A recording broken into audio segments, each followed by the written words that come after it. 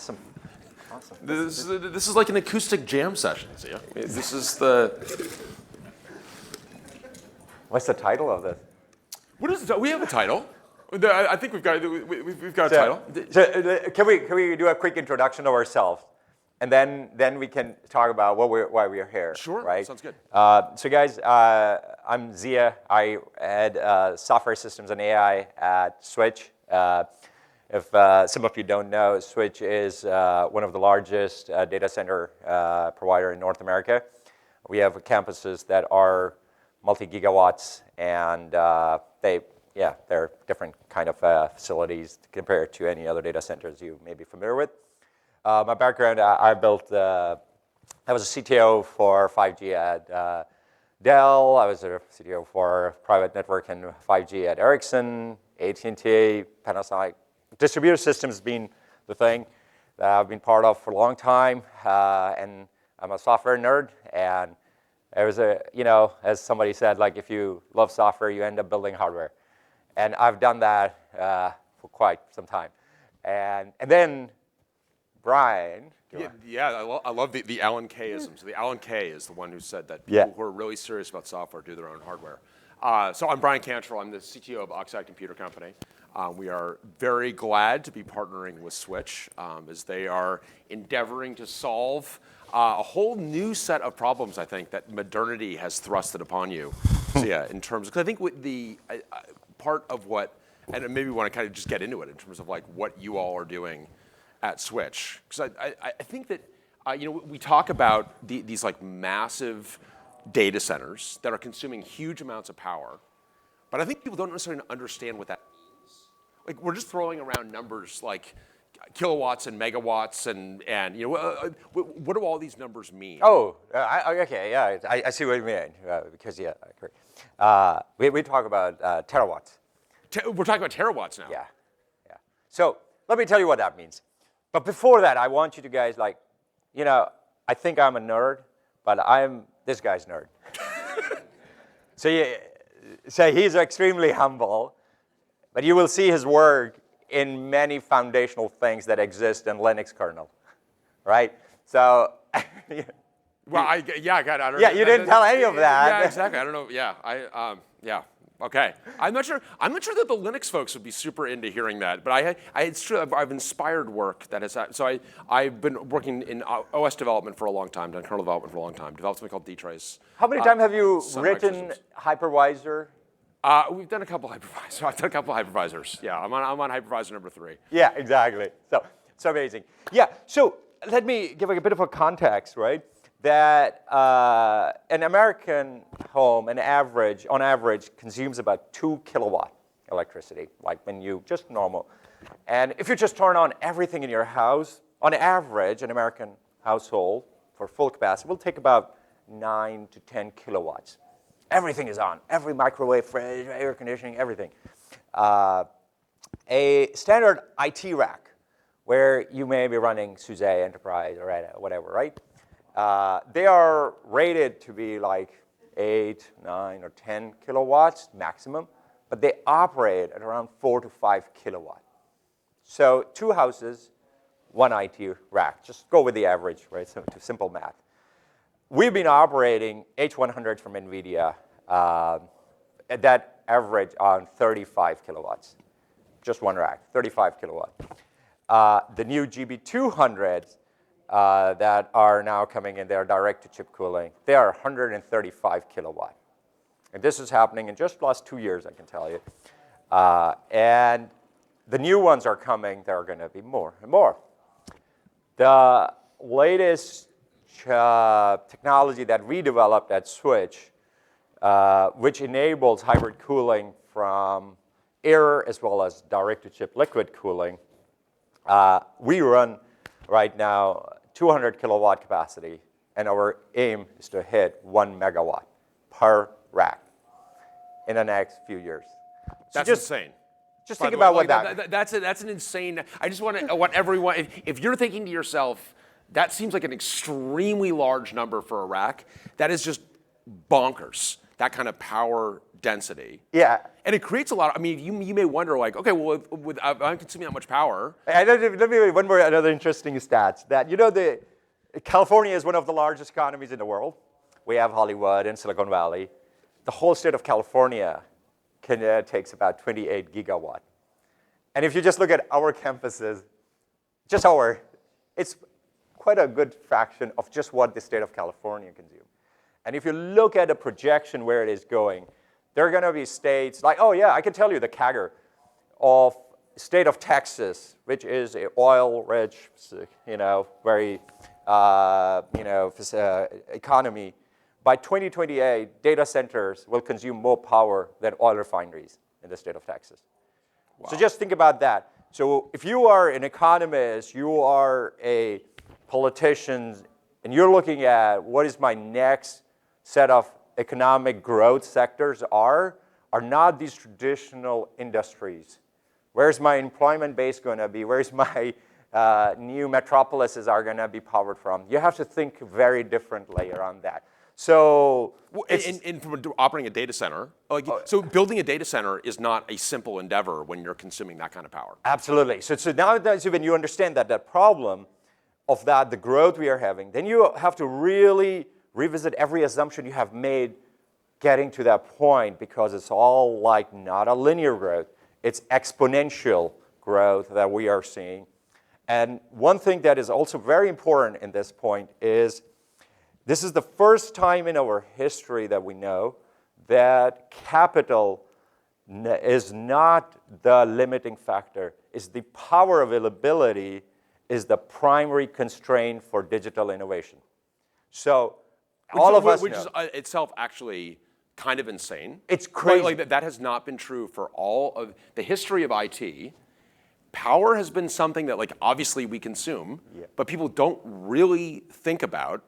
And that went on, and even as we had these parts that were consuming more and more power, people started to think about it like, boy, should we actually understand better where this power is going? But still, it didn't really matter until really the last couple years, where we're actually running out of power infrastructure. Absolutely. So power all of a sudden matters a lot. Absolutely, absolutely. And I think it's just those volumes that I don't even appreciate it until I start to see it. So when you see a megawatt, you feel it differently.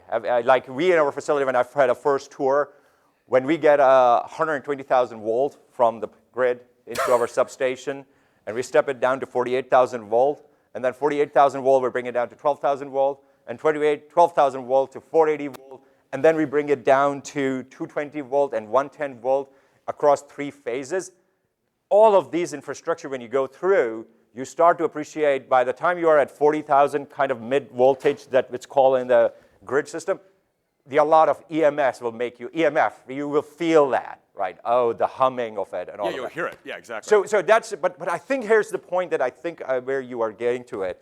Now we know that there's a power problem, but if you foundationally think about what is happening is in a computing infrastructure, is that you built around all this massive scalable cloud-native system across 3 dimensions of scalability, because in the early days, you had compute was a scarce resource to build around it. Storage was not a problem because there was not enough data.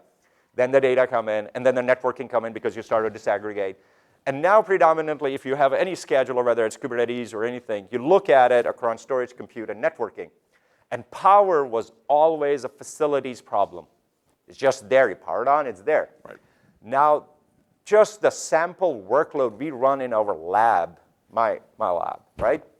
We can bring up and down, just to say our systems are working, we bring up about 4 megawatt up and down 3 times a second.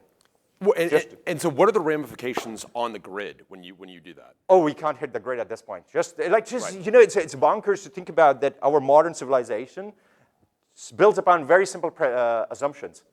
And it is, for example, the sewerage system operates in our city with the assumption that not all of us are going to flush our toilet at the same time. Right? So that's the assumption. If I go, and now think about if I just have a lab and I'm going 4 megawatt up and down, think about how many neighborhoods are you looking at just goes up and down. Now the grid. Right. So just to put a finer point on that, so that is something that was basically just statistically impossible. Just like not everyone's going to pick up their phone at the same moment. You're not going to have an entire neighborhood or small city power on its lights simultaneously. That's just not going to happen. Absolutely. In this world, this happens all the time. Absolutely. So now, when I came to Switch, it was very clear that the problem we have is extremely complex. And there's a lot of uncertainties around it. So like anybody software nerd, what you would do is that I'm going to use software to learn faster. But in order to learn faster and iterate faster, I need to, first of all, have a lot of sensors, right? I need to have a lot of infrastructure that can help me analyze that data, help me create a closed loop with that data so that I can go do all these multi-dimensional learnings. When I say multi-dimensional learning, as soon as you bring power, let's just say, into a facility, your biggest problem is how you're going to dissipate the power. All the heat that's going to generate by that consumption needs to be dissipated. Around 35, 40 kilowatts, air loses its efficiency and heat capacity. So you can't just do air capacity, so you need to bring liquid. When you bring liquid, and you want to bring it in a way that it's reliable and scalable so that you can have 100% availability on it, now all of a sudden you're looking at two very interesting phenomena. One is the weight of water that you're going to have to bring in your facility and the speed of the water that you're going to be moving in your facility. So yes, there are certain places, when we run the fluid dynamics on it, there were places where the water would be flowing at 20 miles per hour and on top of it. Each rack, GB200, just to give you a reference, is over $3.5 million, right?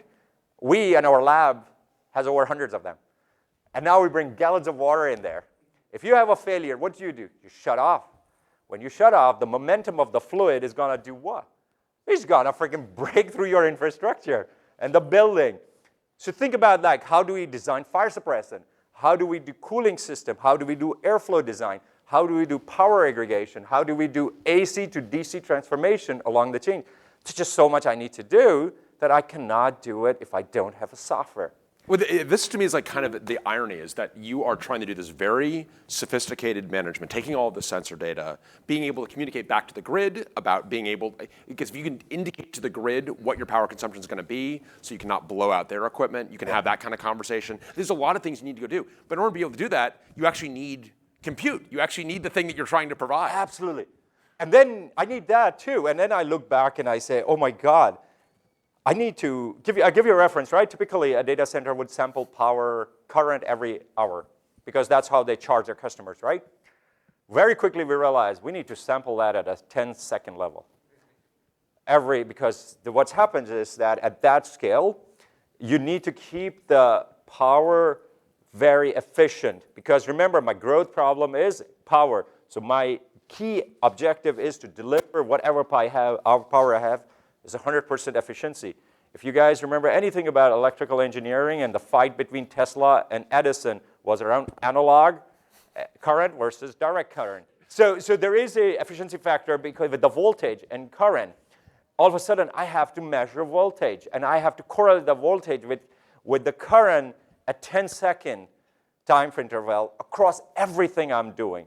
So I need to have an infrastructure where I can read the sensor reading, process this thing, and then aggregate that across all the control points into the system.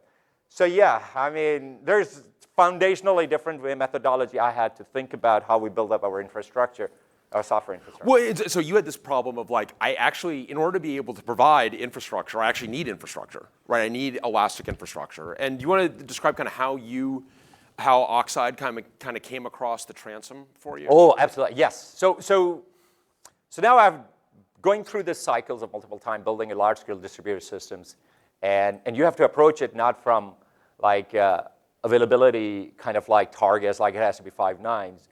You have to accomplish that from resiliency perspective. Like, how do I build a resilient infrastructure, knowing I may have an issue, but I want to recover from it faster so I can meet my availability target.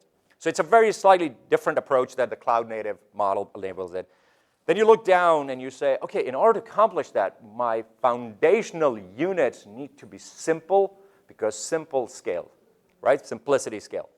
So then we start looking at the market and like, okay, how, like I understand containers are a lot more better unit of scale than any VMs and stuff like that. But my biggest problem was this hardware rack that I would run where I have to buy a disk from somebody else, and I have to buy like a networking gear from somebody else, and I have to buy her servers from somewhere else, 3 different sourcing contracts, 3 different management interfaces, 3 different monitoring and alarm management.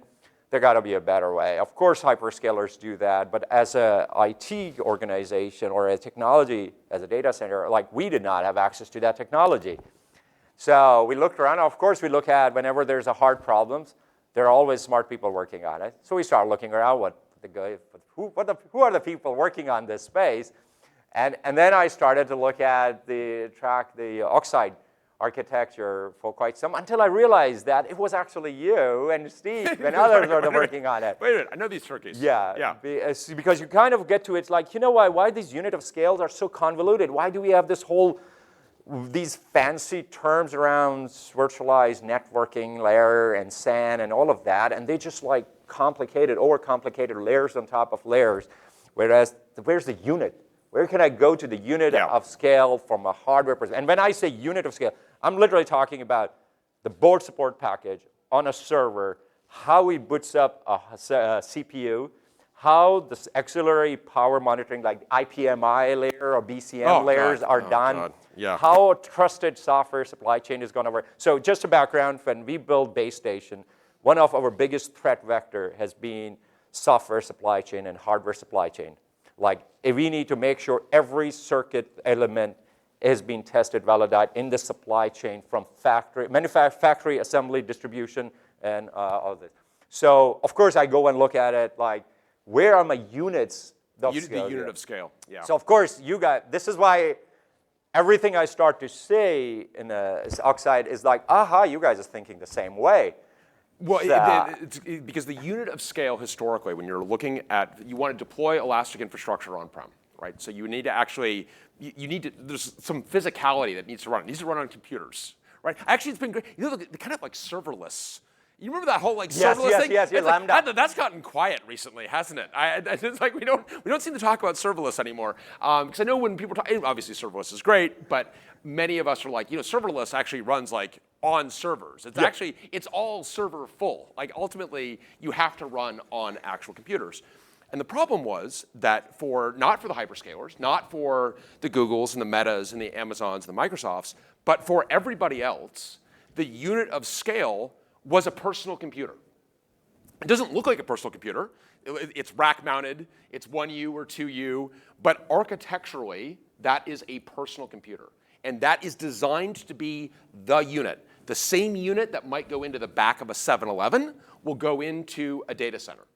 And the problem is that's not the unit you want to be at. Because like when I'm at the unit of like the thing I might deploy at the back of a 7-Eleven, there are a bunch of constraints on that problem that you don't necessarily have in a data center, and there are a bunch of things you want to do in a data center that you don't care about in a 7-Eleven. So like super basic examples, as long as we're talking about power, when you have any number of machines, the actual, if you look at a 1U or 2U server, there are AC power supplies in that 1U or 2U server. You plug it into the wall, right? Like what else would you do? Well, as anyone deploying at scale knows, that conversion is an inherent inefficiency is present in that conversion. So when Zia's talking about stepping down voltages and converting, ultimately you got to convert from AC to DC somewhere, right? Our computing infrastructure all runs on direct current, not alternating current. Talk about like the Nikola Tesla versus Thomas Edison, right? And alternating current versus George Westinghouse, alternating current versus direct current. But ultimately these things run on direct current. So you've got to do that translation somewhere. When you are doing it in every single server, you are creating huge inefficiencies. One, you're creating the inefficiencies of you're generating that heat everywhere in the rack. Two, the power supplies, these long power supplies, it's like how complicated can a power supply be? Actually, really goddamn complicated, as it turns out. At one point in Oxide's history, we had a supply chain issue with our rectifier supplier, Murata, and we couldn't. all the supply chain issues boil down to a TI FET. Ultimately, field effect transistor is ultimately the reason that creates all supply chain problems in humanity. There was a TI FET that they couldn't get. So we were like, maybe we should build our own rectifiers. And at Oxide, we built we get very excited about building our own. It's like, let's go build our own rectifiers. And our power engineer is like, okay, everybody who thinks we should build our own rectifier, come with me. I'm like, all right, we're going to go build our own rectifier. And he's like, okay, now I'm going to explain to you how complicated it is to build our own rectifier and why we are never building our own rectifier. And he scared the bejesus out of us, made us smoke the whole pack. And it's like, okay, we are never building our own rectifier. So power supplies are really complicated. And these AC power supplies get jammed with components. And so they're jammed and they get a lot of heat. So there's a huge amount of static pressure because it's filled with crap. And you've got to have a fan on the back to suck air across that. Well, that fan, first of all, is small because they want to make power supplies small. So the efficiency of a fan is proportional to the cube of the radius. So a big fan is not just like a little more efficient or even a lot more efficient. It's a lot more efficient. Your 9-inch Walmart fan, that thing can move a ton of air with very low draw. Your little fan sitting in the back of an AC power supply, it has really struggles. So if you go to the back of a server rack, when you're hearing that screaming fans, a bunch of them are coming from the servers, a bunch more are just coming from the AC power supplies. And it's like, well, doesn't the fan in the AC power supply, doesn't that itself consume power? Yes. It won't tell you how much power is going there, but you are losing power, losing efficiency, and it's like, and then nobody deploying at scale does it that way. The hyperscalers don't do it that way. The hyperscalers actually do what we've done at Oxide, which is you have a power shelf with rectifiers in it, and then you run that converts from AC to DC, and then you run DC up and down a copper bus bar, big honking piece of copper, and your sleds actually, your compute elements, then don't have actual AC power supplies on them. They plug direct into direct current. So when we were because we had the same struggle that you had, Zia. I was at a public cloud company, a small one, and it was bought by Samsung, going to a much larger scale. And it's like, okay, now we're going to much larger scale. I want to buy a DC bus bar based system from Dell, HP, Supermicro, not available, not for sale. You can't buy a DC bus bar based system from those. And it's not because they don't know that it's a good idea. It's because in order to be able to do that, the unit at which you deploy can no longer be the 1U or 2U personal computer. The unit of scale has to become the rack. And not only does the unit of scale have to become the rack, you actually then have to have like really coherent software. There are a bunch of other problems that you need to go solve. You mentioned IPMI. So IPMI, first of all, it's the Intelligent Platform Management Interface. Anything that has to say intelligent in its name, you know that's stupid, right? I mean, it has to be. It's just like saying like, I'm very funny. It's like, you don't tell me you're funny. Like, go be funny. Like, don't, so it's like, don't tell me you're intelligent. Like, you're obviously not. You're obviously like, so you're telling me iDRAC not intelligent and insecure about it is what IPMI is about. But IPMI exists because we have this layer cake of personal computing where everybody only has their little layer. And everybody, honestly, in the stack, from the lowest in the stack all the way up to the top, knows that this is like not the way to do it. And when we were looking to start Oxide, I talked to lots of people around the industry. I was telling you yesterday, at one point, I was talking to the chief product officer of VMware. And I was describing the problems that we had with Dell. And he's like, oh man, God, tell me about it. Like, we've got such problems with Dell, and we have these problems, and everyone's pointing fingers at everyone else. And I'm like, wait a minute, you have those problems. Like, aren't I in a Dell office right now? Like, but you're part of Dell. This is VMware, like, this is like a Dell campus. I mean, I know it doesn't say it out there. It says VMware on the campus, lovely campus, but it's like, he's like, I know, you'd think that, right? And I'm like, I would think that. He's like, I know, you'd think that like when I have an issue, like people would take it seriously, but the reality is that it's not that they don't want to, it's that this stratified layer cake results in so many problems where people don't know where it emanates from. And ultimately, the person that is suffering is the person that's actually attempting to go solve our problems with like the national power grid, right? Like you've got this other problem that you're trying to solve. And you're like, look, I'm trying to actually solve these very important problems of consuming sensor data and iterating on that and so on. Like, I'm actually not trying to solve the personal computing problem right now. Yeah. And this thing is not behaving, and I don't know, like, I need to actually get to have a unit of scale, just to go back to your initial phraseology, a unit of scale that's larger than the server. Yeah. And that unit of scale needs to be elastic infrastructure that I can go stamp out. So when we started Oxide with the idea of like what we actually need to go build is a rack scale computer. So you can actually, our rack scale computer is in the other room. You can go visit Travis and Matthew in there can give you a guided tour of that. But we actually needed to go take a clean sheet of paper. And that clean sheet of paper involved DC bus bar is like the most basic thing. So yes, of course, it's a DC bus bar. But when you're taking a clean sheet of paper, there are a bunch of other things that become available to you. One is, what do we do about the switch? When we went to go, kind of a funny thing about Oxide is that technologists have all agreed this problem needs to be solved. So there was a lot of consensus this problem needs to be solved, but it's just a very big problem to go solve. And technologists know that, like, hey, if you're going to go solve the rack scale computing problem, you've got to do something about that. Like, what are you going to do about the switch? Yeah. Because if you go to a traditional Cisco, Arista, Juniper, you're recreating all of those problems that you're putatively solving. And so we had believed that, like, I think we probably need to do our own switch.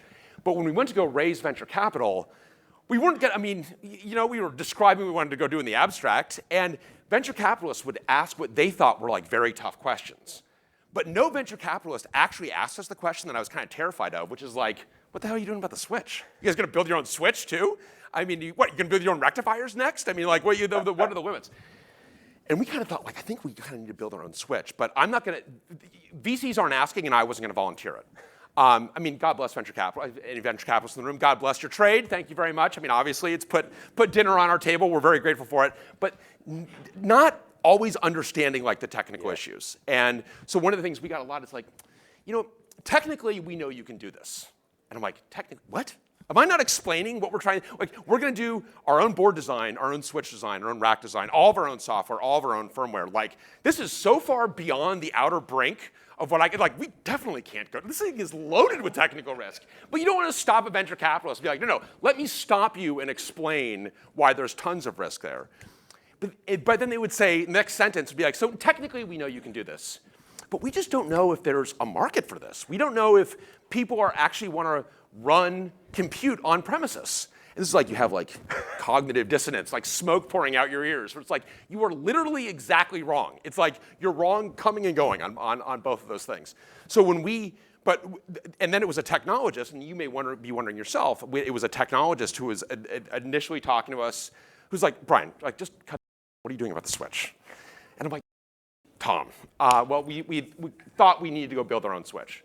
And he's like, that's exactly right. You need to go build your own switch. And he had been at Amazon, and as he had told us, Amazon AWS did not stand on its own 2 feet until it started actually building its own switches, until it kicked Juniper out.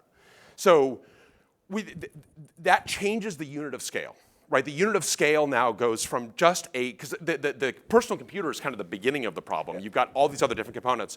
That unit of scale then becomes the rack. It becomes an integrated, with redundant switches, compute sleds, all designed together, such that we can go deploy that in your data center, Zia, power it on, and get folks provisioning, going, spinning up the Rancher, and actually doing the thing that you actually want to go do, which is solving the problem that you actually have in front of you, not the problems of legacy compute for the last 40 years. Absolutely, and I think this is where the SUSE thing comes in, right? Because when we started talking to SUSE, and if you remember I was talking to DP about that why did we choose SUSE? It was not anything other than philosophical approach about, when technologists see the value and the design and the elegance and simplicity, it just clicks, right? So of course, I'm going to buy this hardware, but I need to have IT that operate that infrastructure, and they need support. They need, the training and all of that for that layer. So they need an operating software stack that also gets supported on that hardware stack, because again, it has to be very streamlined. And of course, that's where we work with the SUSE team. And yes, they went in there, collaborated so amazingly between the two teams. Well, you did us a tremendous favor. Because people always talk about partnership in the industry and so on. What really helps is when you've got someone who's like, no, like I've got a use case. I want to use this stuff. This is not like partnership for its own sake. This is not like so we can put it up on a slide somewhere. Like I want it. Like this needs to work. Yeah. So it's like you two. I love you. I love you. I need you to work together, make it work. And that is always, I feel, and for both SUSE and Oxide, it's very clarifying. And for Switch, it's like, okay, we all have something very concrete that we can go talk about and go and get working, get thriving, and turn into a template. But it's also in a very individual level, something that I'm really proud of because I think this is what the industry needs. This is the way, like we have so much, layers over layers of crap that they just need to detox. You got to detox out of that. There's like people don't realize that how our BIOSes are. So the BIOS is the basic input-output system that is this lowest layer of platform enablement. And the BIOS dates back to like when I was a kid. It's a CP/M-ism from the late 70s. Like I grew up on DOS. It's like BIOS, the BIOS is a DOS era construct. Because my kids like to remind me like, I'm old. Like this is an extremely old concept, and yet like every machine that boots goes through this DOS era, which actually it's UEFI. So it's like UEFI, as one of my colleagues, Josh Gluo, calls it, UEFI is like MS-DOS circa 2099. It's like very weird kind of futuristic DOS, but it's ultimately DOS. Yeah. And like why do we have this thing? And by the way, it's not just like an aesthetic problem. Yeah. It creates security nightmares. There's a whole bunch of problems. Yeah. So when I said like you have to really, really think about it differently and question everything, we literally went down every little detail. Because when we say scale and simplicity scale, it's at everything that goes into Oxide Rack, everything that goes into SUSE stack, everything that my team is developing in-house software. Are we choosing Rust? Are we choosing Go? What are our trade-offs? Are we using MQTT? Are we using NATs? Are we writing sockets? Everything is on the table for us to optimize it. Keep it simple. Keep it simple because simplicity is going to scale. Because all of that. So it's the alignment of philosophy and the mindset that was also very important for us in this journey that I can't do that alone. And I can't just do it with SUSE. I can't just do it with Oxide. I need to bring all the people together. I need to bring all the people together to get to that place so we can solve these problems. They are bigger than any one of us. That's right. This is humanity's problem. Yeah. This is the digital innovation problem because we all know the language models are going to expedite or accelerate the human potential. That's the important thing that we all are driving towards. Yes, there are other things. But what happened with the digital revolution, but what do you call it, anyway, let's just not tangent into it. But it's amazing time to be working with Oxide and bringing out this technology that I think we are running into a production, right? Soon going into production with that. This is very amazing work between Oxide and the SUSE team. Well, it's the thing, and when we obviously got the teams together and like actually like what brainstorming what this could potentially look like. And Zia, you had a line to me that I definitely loved. Because one of the challenges we had is like when the unit of scale is the rack, just from an economics perspective, a business perspective, that's a big that's a big chunk, right? That's not small. And so how do you actually try a rack? Because you need you're not just going to buy this without actually knowing that it works. How do you do that? And it dovetails into actually a constraint that we placed on ourselves. One of the things that we had heard about from other folks that in the industry about you have these things that have this idea that if I'm selling to the enterprise, it's what I'm selling is single tenant because I've got one company that I'm selling to, and you got to be like, haven't you ever worked for a company? Like no company is a single tenant, right? You have multiple tenants within a company. Maybe you've got someone you acquire and so on. So we wanted to build multi-tenancy into the very core of the product, and it actually had a really nice fringe benefit, which is we could stand up our own Oxide rack, which we've done, our own Oxide rack running in production, and then we can actually give folks that are interested in Oxide rack a silo, which is kind of our unit of tenancy, so you can actually get your software running on it before you even, early in the evaluation process, you were getting your software running on an Oxide rack. And the line that you had to me is like, you know the best thing about all this stuff? It actually works. And I'm like, thank you for like that. That's exactly right. It actually does work. Like that is, you're right to be kind of like, I wouldn't say you were surprised that it works. Yeah. But it's like relieved, I guess. That you know what the most beautiful thing for me was? The console that has a green cursor. Oh, yes. I was like, oh shit, this is awesome. The green black console. Well, no, actually, it's funny you say that because I think that, and you mentioned this about, and I think that part of what aligns SUSE and Switch and Oxide is an attention to detail. Yeah. It's like giving a shit, right? There's so much stuff that we use that you think like, nobody gave a shit about this. Like I'm stuck using this thing and just nobody cared. And I think at all three of us, all three companies really care about the lowest level details. And one of the things that I liked is, you know, as you had some of your folks out, and we were, for example, when you spin up a VM and you've got a web console, but of course you can get all that stuff through a CLI and API, very API driven. And so we're demonstrating, and Travis can demo this for you, spinning up a VM and looking at the web console. And so we have a serial port. I mean, one of the things that's amazing is that on Amazon, it's a real pain in the ass to actually get the serial port of a VM. And if you've ever had to do like low-level software work on Amazon, it is really, really painful. And it's like you're in like a protracted hostage negotiation where Amazon is like sending you postcards of a serial console to prove that the thing is still alive. You're like, okay, but it's like, I actually need to like interact with the console. Like, no, we're not doing that. It's like, okay. And it can be really painful. So our serial console is a true serial console, of course. And one of your technologists, you know, sees this as like, can you cut and paste into the serial console? It's like, yes, of course you can cut and paste into the serial console. Like, what sociopath would generate this and not be able to? And you could just see that like, oh, this has been an issue. He's like, thank God, because I have had to explain to other folks that you need to be able to cut and paste into a serial console because the reason you need a serial console is often like, I've got to enter a key manually into this thing. It's like, I would like to be able to cut and paste that, please. It's like cut and paste technology, but it's like that attention to detail. It is very important to us up and down the stack, and actually getting something that is coherent, that works, that's reliable, that you can depend on, that you can scale out. Absolutely. Love every part of that story. I mean, this is why I'm telling you, when you see something beautiful, the elegance is in simplicity. And we haven't even touched the higher order of the stack. Like everything that comes into it, you start to leverage the new benefits and you get aha moment again and again and again. Like there was, you know, the simple thing that he talked about, like the DC bus bar they run. You know, as a data center, one of your biggest problem is you bring 3 phases electricity to a rack and then somebody goes and power that into racks, right? There's a cables, NEMA cables goes into a rack. A lot of times, those are imbalanced. A lot of times. So you have to explicitly tell these guys, don't imbalance that, because what happens is that those 3 phases, they start to go imbalanced. 2 of the phases may be pulling all the weight, and 1 phase is just like lingering. So your power quality goes down. That is a problem that in this domain in a data center, we have to mitigate all the time, because in order to do a 1 megawatt of work, I now have to deliver 1.1 megawatt, right?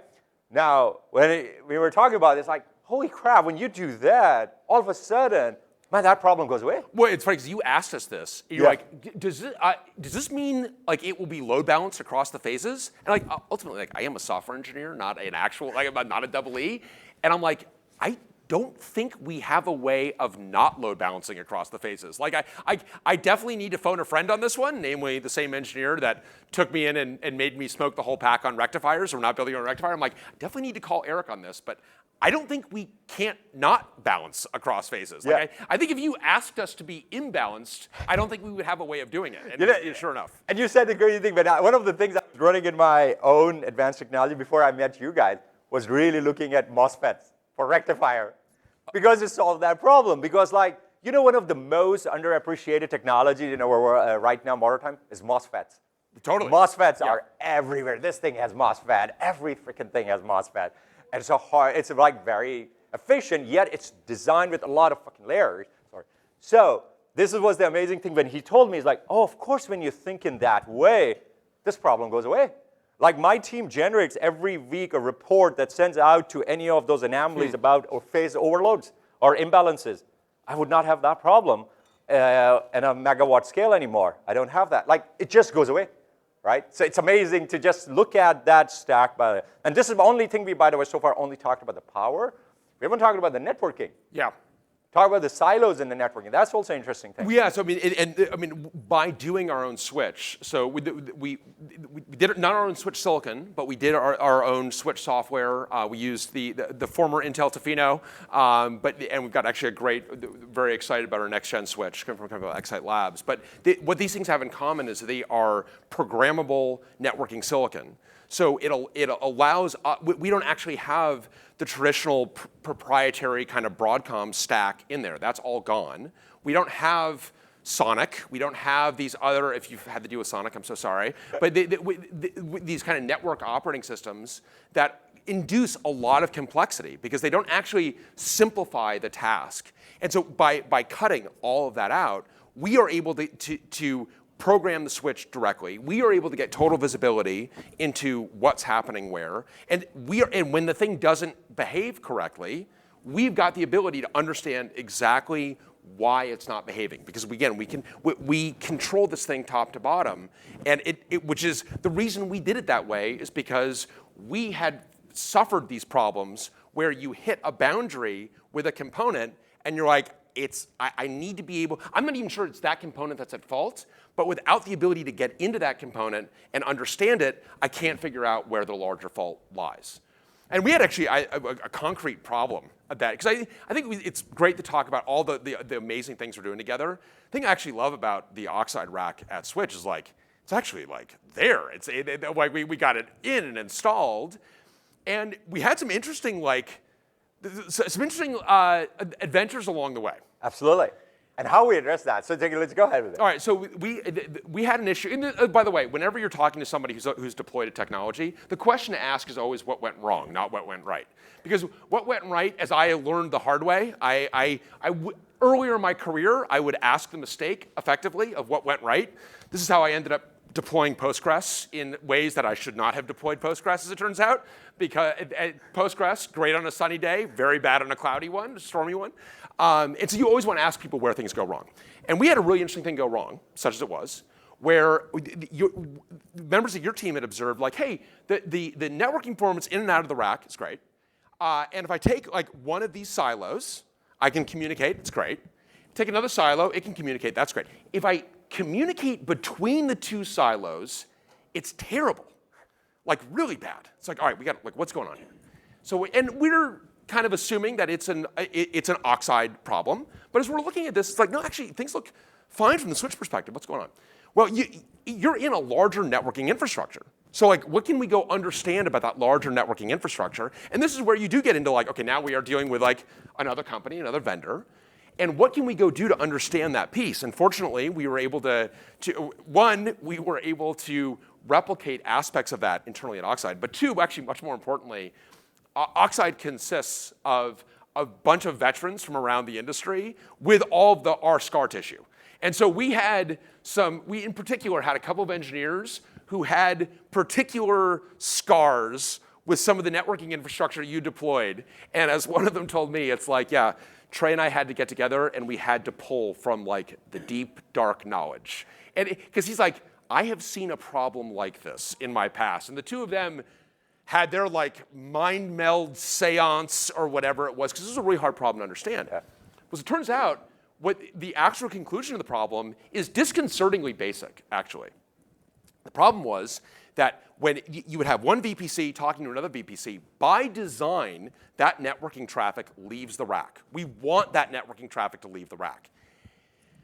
By design, the networking, the router that it's going to is like, yo, you sent me a packet, you're the destination, by the way. Like, does that sound right to you? Like I will send it back to you, but like, that just, like, I'm smelling smoke here. And so what it does, it actually hits a control path and hits you with a control message as well to be like, yo, I'm not sure everything is right. Well, the problem is that gets you out of the ASIC and into the CPU. And anyone who deploys a switch knows that these CPUs are very underpowered relative to the ASICs. The second you drop out of the ASIC, you're capping your traffic. And now, the failure, such as it is the switch, when the switch is doing this, it should also, when the router is doing this, it should be indicating like, by the way, like I should give you lots of indicators that this is happening. Turns out it gives you none, and in fact, it doesn't even tell you that it's been configured to do this. It just like, all this happens completely silently. So the dark knowledge that had to be pulled was like, actually, how do I disable this? And how do I tell it, like, no, it's fine. For these ports, it's fine. But what we had was behavior from the Oxide rack that was reasonable, that we had designed that was very deliberate. You had behavior from this networking infrastructure that was reasonable. And you added these two things together, reasonable behavior and unreasonable behavior, and you have a totally pathological system. And this is when you end up in these problems, and if you've been there, I'm so sorry, it's so painful, because you're like, I'm talking to this person, and they're saying, well, I don't know what you're talking about. You're the only one seeing this problem. Like, what are you, what's talking to this? Like, well, I got this, like, crazy Oxide rack. I was like, well, that's your problem, obviously. Like, it's like, go talk to them. And, you know, you might talk to that, and like, well, I'm only seeing this when I talk to this vendor's equipment. Well, that's your problem. Go talk to them. And the problem is, they're both right. They're both right. And yet, at some level, like, you're the one stuck in the gap being like, so now I've got to go actually solve my own problem. And this is what, I mean, this is like, look, this is why infrastructure people like, are like, there's something like, you know, there's like a long stare in the eyes of infrastructure people. Like this is like very, like this wounds your soul to need to do this, right? It's like you lose like faith in humanity, I think, when you're like, you just feel so underserved by like, how much money, by the way, do I need to give you people before you solve my problem? Because it's clearly not the massive amounts that I'm paying you. So like, just what is it? Is it billions of dollars, trillions of dollars? What do I need to do before someone will actually like take responsibility for my problem? And for a long time, I, by the way, thought that like Dell is lying to me. Sorry to call them out, but Dell is, you know, you're the only one seeing this problem. Like, I think Dell is lying to me. And then I began to realize Dell is actually speaking its own truth, because when these problems exist, because they can't actually get them to root cause, they don't, and they, as far as they're concerned, like that problem gets resolved, by the way, because you resolve it, you figure it out, and what you don't do is get everyone back in the room and be like, okay, everybody, sit down. I'm gonna explain how I solved the problem that you all should have been solving, and then they'd be like, oh, wow, okay, like we'll never do that again, thank you very much. It's like, no, that just doesn't happen. They're like, that problem went away. Oh, and I must have been right. I must have been right that it was the other vendor caused the actual problem. And it's like, that whole model is busted. And we need to like blow all of that up because it's impeding our ability to actually deploy infrastructure quickly and at scale. And what we actually need to be able to go do is when we have a problem like that, and we don't have any excuses at Oxide. Like, we've done it all. We're not gonna offer any excuses. And if we ever do offer an excuse, you should be like, give me a break. You guys have done it all. Like you actually have this entire stack. You can actually go get this thing to root cause all the time, even if the root cause lies outside of the Oxide rack. And that was actually, it was a great, you know, we got that. It was actually funny because the engineer who solved that was telling me, and I do love this kind of just about Oxide, because we were like, this is great, like you nailed it. He's like, well, what I've discovered is symptomatically would present the same symptoms. And I think it's very possible that we will get this resolved and there'll be something else right behind it. So, but I'm like, but this looks like you've really nailed it. He's like, well, it's just like symptomatically similar. I'm really like, until they've actually done the configuration change necessary on the networking infrastructure, like we really can't draw any conclusions. Which I love that, by the way. I thought that it was, and then of course we did that and it was a big win. Right. That's it. I think it's a great note. I know we're over time, so I think that's probably a great note to leave on. Just in terms of additional information, there's a lot of great stuff out there on Switch. You should go watch some of the videos that they've got of their own DCs. It's amazing. And thank you very much for teeing us up on the podcast. We do have a regular podcast. As the internet likes to joke that we are actually not a computer company at all. We are a podcasting company that made a computer for content generation. Like, you'll never know, is my answer to that. Like, it could be, but if you get the chance, it is a lot of fun we've got talk about all sorts of things, but really get into some technical details. So check out Oxide and Friends for the podcast, and go over and you got Travis and Matthew over here, and they can actually show you the rack, so you can actually see the real thing. With that, thank you very much.